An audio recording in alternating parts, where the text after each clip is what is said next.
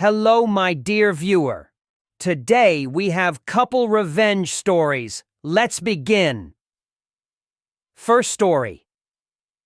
Phone calls for the previous owner, who turned out to be my shitty manager.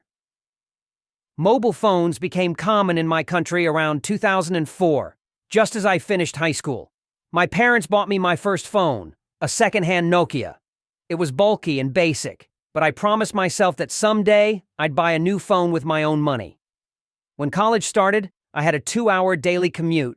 In high school, I had excelled academically and won several district-level awards. These awards were being distributed during my first year of college. One nationalized bank award finally gave me enough money for a new phone. I bought a Sony Ericsson K300i and a premium SIM card, not realizing it had been abandoned by its previous owner. By the third day, I started receiving calls for a guy named Bitsa from various financial institutions. It turned out the number previously belonged to him, and for 20 years I've been getting these calls. Determined to keep my premium number, I began a routine of blocking wrong numbers. Back then, blocking was device-specific, so each time I got a new phone, I had to start over, keeping a list of numbers to block. I got my first job after graduating in 2009.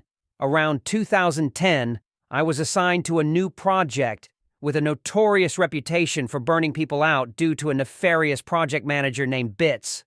I didn't know his full name for quite a while. He took pride in making our lives a living hell. Bits ruled with an iron fist. From the moment his team stepped into the office, they were met with a barrage of emails and messages, each more urgent than the last. Bits thrived on creating chaos, often changing project deadlines on a whim, demanding his team work late into the night and through weekends. Bits' presence loomed over every task. He insisted on micromanaging every detail, yet was quick to take credit for any successes, no matter how small. Failures, however, were met with his notorious tirades, publicly berating his team and assigning blame without hesitation. His unpredictable temper kept everyone on edge, afraid to make the slightest mistake. Meetings were another tool in his arsenal of torment. He scheduled them during lunch breaks and after hours, ensuring no one could escape his grasp. These meetings were often pointless, serving only to reinforce his dominance and disrupt any semblance of work-life balance his team might have had. His relentless stream of emails continued around the clock, each carrying a thinly veiled threat: perfection or dismissal. Under his reign, morale plummeted and burnout soared. Yet Bits remained oblivious, satisfied only by his complete and total control. I was quite ashamed when I learned that he was from the same area as I was and had gone to the same school, though years before me. In 2012, our company merged with a parent company. Almost nothing changed personnel-wise, but infrastructure-wise, we got MS Outlook and an organization view. That was when I first learned about Bits from an organizational hierarchy perspective. His full name was an eye-opener. It was Bitsa. Now, the name was common enough, but at the time, mobile numbers had an area-specific pattern, so I already knew that the previous owner of my number was from the same area as me. Still, it could be someone else. I wanted to dig deeper. I talked with an old mentor who lived in the same area and had coached several high school students for the last 2 decades. He confirmed my suspicions. I won't go into the details, but it was evident that Bitsa and Bits were the same person. I had been quite pissed with this unknown person named Bitsa for almost a decade by then, and Bits had been the bane of my and several others' existence for quite some time. This is where the revenge lies. First, I unblocked all the numbers in my phone. I was getting 5 to 6 calls daily on average, but after unblocking about 150 numbers, it increased to 15 to 18. My answering strategy changed drastically. Instead of saying wrong number, I politely explained that the owner had changed his number and provided his current number to update their database. This is where I could be the AH. I also volunteered his manager's number in case he tries something else. The fallout was epic. These people had been trying to find him for almost a decade. Banks had sold his debts to companies that harass people for a living to get their money back. It turned out he had been taking loans in everyone's names, his wife, parents, uncles, aunts, and giving everyone that same number. He was evading credit card debt and loans of upwards of $200,000, equivalent in USD, but it's a shitload of money where we are from. Apparently, he had almost 20 cases filed against him, but no one could find him. Probably why he thought he could walk on water. There are multiple versions of what happened at the office when his manager started to get calls about him. He was let go about 2 months later. Haven't heard from him since. Previous owner of my number had duped several financial institutions. He later turned out to be my shitty boss. I informed the banks of his new number and his manager's number, leaving his career in shambles. The second story, where Redditor reverse gazumped a greedy landlord, and it was glorious. Gazumping occurs when an agent or seller accepts an offer you make to buy a property at an agreed price, but the property is sold to someone else. This usually happens when the vendor sells the property for a higher amount. This happened 15 years ago, and it is one of the proudest moments of my life. My best friend and her husband have 5 kids together. They lived in an expensive city and rented an old 4-bedroom house for $400 per week. The house was very run down with a disgusting kitchen and stink drains, but it was all they could afford at the time. Still, they made it work. The owner was a nice old lady who was extremely wealthy and very fond of my friend. She froze the rent for 5 years and promised to let them buy the house once they had saved enough to get a loan from the bank. As she had helped other people in a similar way, they knew they could trust her, and so they saved every cent they could. It took them 5 years, but they finally told her they were ready. 2 days later, the nice old lady passed away, before anything was put in writing. Enter the new owners, the lady's 4 children. Each extremely wealthy in their own right. They inherited a huge portfolio of properties. When they first spoke to my friends, they assured them that the sale would still go through, but they would have to wait until probate had settled. Confident, my friends started making some changes to the place. They started by stripping wallpaper, painting, and making plans.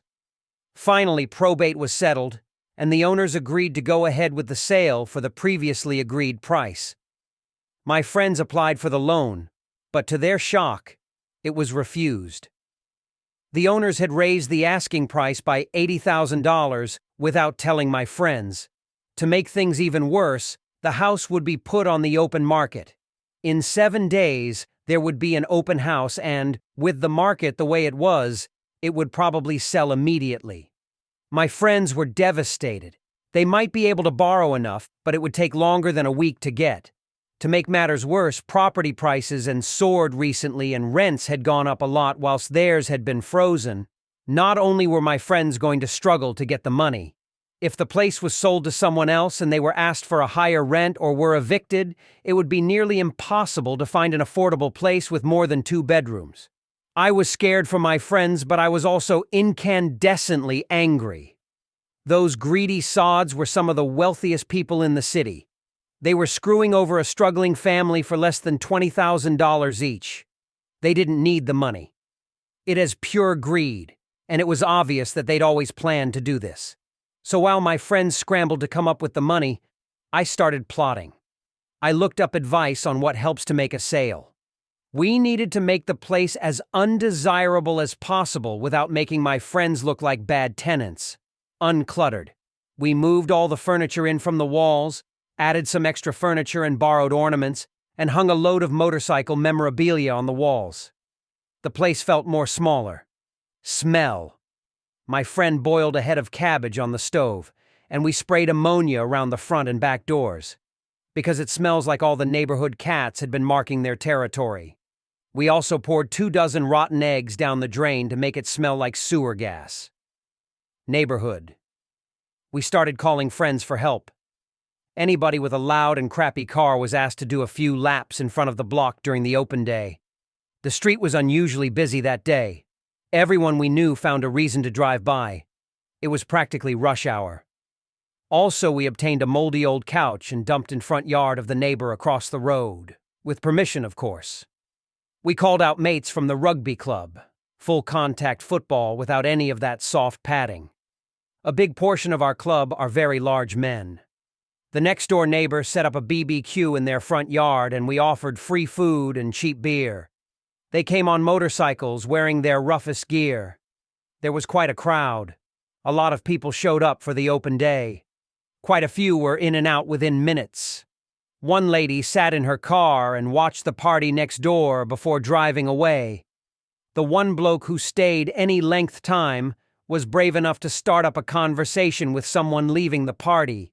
He asked if they were often there and was told every couple of weeks or so they have an after-party morning and the party the night before was 3 doors up. The party-goer also helpfully mentioned the troublesome drains that are always getting blocked by tree roots and stinking up the place. The potential buyer left without making an offer. So my friends were the only ones to make an offer. They still had to pay more than they'd planned, but not as much as the greed bastards wanted. My friends signed the papers and paid the deposit that day. So when the brave buyer put in an offer of $30,000 more than my friends, there was nothing the owners could do about it. Strict anti-gazumping laws. I would have loved to see the owners' faces when they found out. For all the people who are saying they had cheap rent, they didn't. $400 was the rent in 2004, and that was pretty high back then. By the time the lady died, average rent for a house that size had only gone up by about $40. Nowadays, 4-bedroom houses in that area go for approximately $800 per week. Third and final for today's story about tricking slacker coworker into sabotaging himself. I work in an office with a guy I'll call Seth. Seth is that coworker everyone knows. Lazy, always passing his work on to someone else, and somehow always getting away with it. He'll sit around on his phone or go to the bathroom every 10 minutes. He's the kind of guy who will show up late, make some lame excuse about traffic, and then disappear for lunch for 2 hours. For the past 6 months, Seth's favorite target has been me. He'll send emails asking if I can help out with a project, but what he really means is, do all the work while I take the credit. I complained to my boss a couple of times, but somehow Seth always managed to weasel his way out of trouble. The final straw came when he passed off a major report that was due to a client in 2 days, dumping it on me last minute. One day I casually asked him if he was good with Excel, and he admitted he didn't know much about it. Perfect. The next time Seth tried to dump a bunch of spreadsheets on me to organize for his next report, I agreed. But this time I embedded a series of hidden formulas into the documents. These formulas didn't do anything important, just enough to mess with the numbers if someone didn't know how to check for hidden cells. It took me a little time, but I was careful not to make it too obvious. The kicker? Every time Seth tried to copy and paste the data into his report, it would scramble everything just enough to be completely useless. On the day the report was due, Seth slacked off like usual, assuming I had handled it like always. When the client called, furious because the report was filled with nonsense numbers, Seth panicked. He rushed to fix it, but every time he tried to fix one part of the report, something else would break. He came to me, frantic, and asked for help. I acted confused and said, "Oh, I don't know what happened. Maybe it's a glitch?" I gave him some vague advice and watched as he spent the entire day trying to salvage his mess. Our boss found out, and for once, Seth couldn't talk his way out of it. He got lambasted for screwing up such an important project and was put on temporary leave without pay. I guess he'll be doing his own work from now on. What you think about this story? Write in the comment your opinion. On my channel you can watch other revenge or cheating stories. See you soon, my dear viewer.